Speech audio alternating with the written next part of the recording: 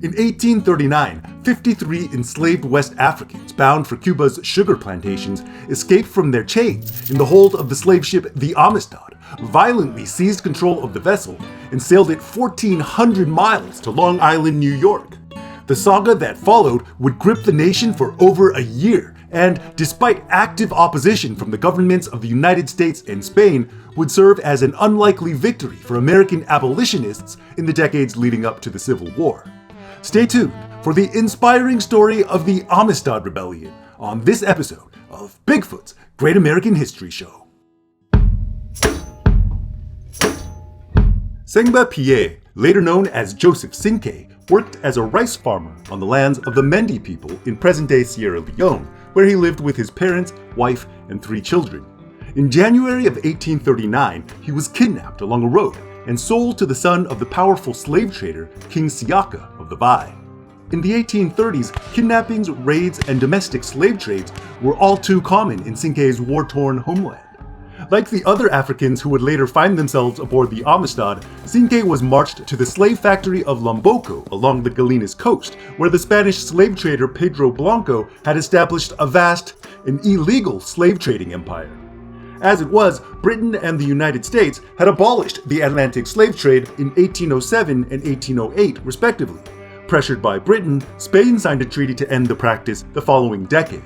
By the time of Cinque's capture, the British Royal Navy regularly patrolled the coast of West Africa, seizing ships in violation of the bans. Only a few years earlier, Cinque's own brother had been forced to board a slave ship, only to be freed by a British patrol and taken to Freetown. Yet the slave trade remained extremely profitable. A Royal Navy captain of the time estimated that a trader of enslaved persons would make a profit even if 3 out of every 4 attempts proved unsuccessful. In the spring of 1839, Cinque and some 500 African men, women, and children were taken aboard a Portuguese slave ship named the Ticora. For the next 8 weeks, the prisoners would spend 16 hours a day chained together in the Ticora's cramped lower deck, where those situated on or beneath dividing platforms would not even have enough room to sit up straight. By the time the ship arrived in Cuba, roughly 1/3 of the prisoners had died, many of dehydration, starvation, or disease. While the Atlantic slave trade had been abolished, slavery itself remained legal and lucrative in Cuba, then a colony of Spain. Thus, following the Ticora's arrival near Havana, local authorities issued the Africans false documents under Spanish names, indicating that the Africans had been born into slavery in Cuba. Here, Cinque Pierre became Jose Cinques, which would later become Joseph Cinque in the United States. Moved to a set of slave pens, or barracoons, he and 48 others were selected and purchased by Jose Pepe Ruiz, who, according to his own testimony, bought them not for himself, but in order to sell them again in Puerto Príncipe. A second man, Pedro Montes, bought 4 children, 3 girls and a boy, from a separate location. In late June 1839, under strictest secrecy lest they be detected by the sailors of the British man-of-war in the harbor, Ruiz and Montes boarded their new purchases onto a schooner named La Amistad, ironically the Spanish word for friendship. Conditions aboard the Amistad were no better than they had been aboard the Ticora. The Africans received just 1 teacupful of water a day, suffered the whips, clubs, and fists of the captain and crew, and were cruelly taunted by the ship's enslaved cook, Celestino. Using a knife as a prop, Celestino gestured to the prisoners that they would be slaughtered and eaten upon arriving at their destination. This threat of cannibalism was believable enough to the West Africans that several of them, led by Cinque, decided to plan a revolt. In the early morning hours of July 2nd, Cinque either broke a central padlock on the Africans' chains or picked it with a loose nail on deck. Whatever the case, with the help of 2 enslaved blacksmiths, Cinque freed himself and his companions. Once out of the hold and under the stars, the Africans picked up handspikes and other weapons, snuck toward Celestino, who was asleep in a longboat, and beat the cook to death. The commotion woke the captain, Ramon Ferrer, who, defending himself with a dagger and a club, killed 1 African and mortally wounded another. Meanwhile, a 3rd crew member, an enslaved cabin boy named Antonio, climbed up one of the ship's stays and watched the revolt safely from above. 2 others escaped by throwing a canoe overboard and jumping into the water. The 3 enslaved girls, meanwhile, had found sugarcane knives, which the Africans used to hack Captain Ferrer to death, with Cinque delivering the final blow. The Africans had taken control of the Amistad, but they were hardly sailors. Thus, Cinque ordered their 2 would-be masters, who were left alive, to sail the ship to West Africa. Not surprisingly, Ruiz and Montes proved untrustworthy. By day, Montes sailed slowly eastward, toward the rising sun and Africa. Once the sun set, however, he reversed course and sailed rapidly northwest toward the Bahamas and the United States. Desperately short on water, Cinque rationed it, allowing the 4 children more and taking less for himself. All the same, as many as 9 of the Africans would die of dehydration or dysentery over the next 8 weeks. In late August, the Amistad arrived not in West Africa, but on the eastern end of Long Island. Once again, Montes lied, ensuring the Africans that there were no slaves in the United States. While the state of New York had indeed abolished slavery in 1827, the US as a whole had not and would not for another 27 years. Worse still, it was an election year, and the sitting president, Martin Van Buren, needed the support of his pro-slavery base to win re-election. Thus deceived, Cinque and about 20 others went ashore on Long Island near Culloden Point in search of much-needed provisions and in the hope of obtaining assistance for a voyage back to Sierra Leone. Alas, while the men were ashore, American sailors from the USS Washington boarded and seized control of the Amistad, mistaking it for a pirate or smuggler's ship. Ruiz and Montes welcomed them as saviors, and sure enough, the Spaniards were freed and the Africans locked back in the hold. The Amistad was shortly towed to New London, Connecticut, where it arrived on August 27th. 2 days later, District Court Judge Andrew Judson arrived on the scene to investigate. 6 years earlier, the white supremacist Judson had led an effort to shut down a school for black children in Connecticut. Needless to say, the odds appeared to be stacked against the Amistad Africans. Following initial hearings aboard the Washington and the Amistad, Judson determined that Cinque and his companions should be tried for murder and piracy. Accordingly, the next day, the prisoners were transferred to the New Haven jail. Yet, fatefully, they were not entirely without friends. Among those in attendance at the hearings were an artist named J. Sketchley, a newspaper correspondent, and an abolitionist named Dwight James. Sketchley would produce the first image of the rebellion, portraying Cinque as the heroic leader of a, quote, piratical gang of Negroes who had fought back against enslavement. Several other romanticized works of art followed, including portraits of the prisoners by William H. Townsend and a play about their mutiny performed at the Bowery Theater in New York. The newspaper correspondent published a positive article about the Africans, describing Cinque as a man of courage, built for strength and agility. Meanwhile, the abolitionist James rallied support for the prisoners. Within days, he had secured the assistance of the wealthy abolitionist Louis Tappan and the abolitionist lawyer Roger S. Baldwin, who would shortly head the Africans' defense team. From the start, the case riveted the nation. In just the first 4 days, the jailer in New Haven received $500 from some 4,000 visitors who were willing to pay to see the famous prisoners. For context, that's roughly $17,000 in 2025. Alas, many of the Africans were in poor health following their desperate voyage from Cuba, and as many as 9 more would die before the end of the year. Notably, the 3 girls were made domestic servants in the jailer's household, while Cinque himself was deemed a dangerous influence and kept in a separate cell. Yet, even as the prisoners captivated the nation's imagination, pro-slavery forces, which had been especially vigilant since Nat Turner's deadly rebellion earlier that decade, were quite naturally alarmed by the glorification of a slave rebellion. Thus, the New York Morning Herald described Cinque as a blubber-lipped, sullen-looking Negro, and reported that the Africans as a whole had been slothful and thievish in their homeland, in a state of ignorance, debasement, and barbarism. In mid-September, the confused prisoners, who at this point remained without an adequate translator, were transported to a packed courtroom in Hartford for another set of hearings. Here, Ruiz and Montes sought the return of their human property, while the family of Captain Ferrer, represented by the Spanish consul, made claims on the Amistad and the enslaved cabin boy, Antonio. Naval officers of the USS Washington made salvage claims on the Amistad and its cargo, while the Van Buren administration, pressured by Spain and pro-slavery Americans, sought the return of both the ship and the Africans to the Spanish. After 4 days of testimony, Judson and Circuit Court Judge Smith Thompson determined that the property claims were the primary concern in the case, and dropped the charges of murder and piracy. Thus, there was no longer cause to keep Cinque separate from the other prisoners. All the same, the threat of death hung over the Africans, who would certainly be executed if they were forced to return to Cuba.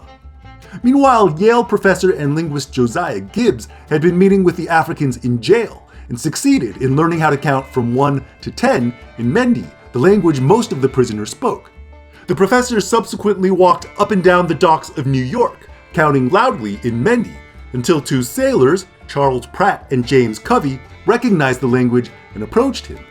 Covey especially would prove essential to the case. Now 20, he had been raised in Mendi country, kidnapped at 12, sold to Pedro Blanco, and placed on a slave ship, which, like the one that had carried Cinque's brother, was rescued by a British patrol. Better yet, Covey later learned to speak and write English in Freetown. An eyewitness described the translator's introduction to the prisoners in New Haven. As soon as one of the translators addressed them in their native tongue, there was an instant explosion of feeling. They leaped and shouted and clapped their hands.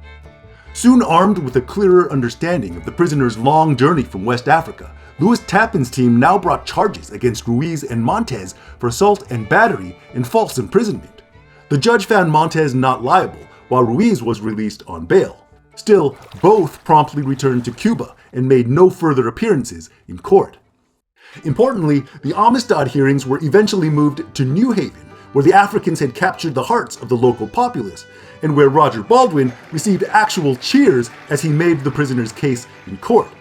Cinque and 2 other Africans gave testimony, directly translated by Covey, telling of their origins in West Africa, reenacting their cramped confinement in the lower deck of the Tacora, and describing the abuse they endured under Celestino and Captain Ferrer aboard the Amistad.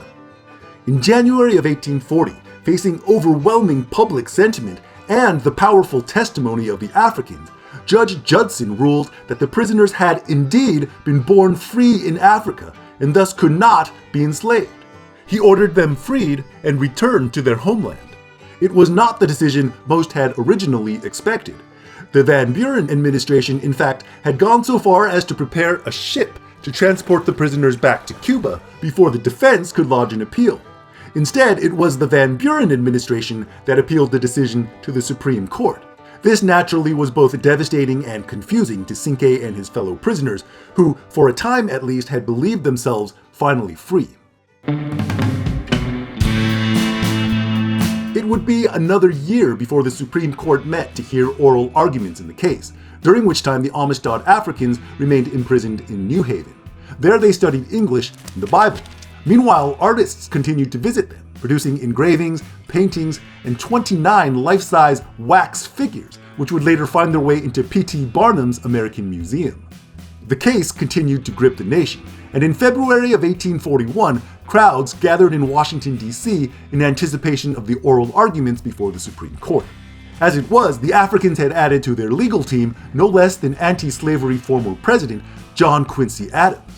Adams was, among other things, a vocal critic of the congressional gag rule, which prevented even the discussion of anti-slavery petitions in the House. As one of his cheekier tactics to sidestep the rule, he would ask the House Speaker if a certain petition would be allowed, and then proceed to read from it. In United States versus the Amistad, U.S. Attorney General Henry D. Gilpin made the argument for the return of the prisoners to Cuba. According to a 1795 treaty between the United States and Spain, ships rescued from pirates or robbers were to be returned to their original owners. The enslaved Africans then, as property seized by pirates, must be returned to the Spanish. Roger Baldwin once again laid out the Africans' case. According to federal law, any citizen engaged in the Atlantic slave trade, quote, shall be adjudged a pirate. Thus, the actual pirates were Ruiz and Montez, and the Africans were in fact victims of piracy. Moreover, they had arrived in America as free men, having made a successful revolt against their kidnappers. To send them back to Cuba would be to re-enslave them, which was clearly unconstitutional. Former President Adams then rose to ridicule Gilpin's argument that the Africans could be both pirates and property. The robbers were rescued out of the hands of the robbers, he said, ironically. After the first day, the oral arguments were temporarily delayed by the death of Supreme Court Justice Philip Barbour.